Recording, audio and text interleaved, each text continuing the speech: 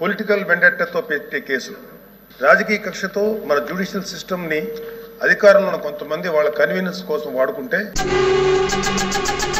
ఇలాంటి fabricated cases వల్ల genuine గా విచారించాల్సిన కేసెస్ కి ప్రయారిటీ ఇవ్వలేము అధ్యక్ష.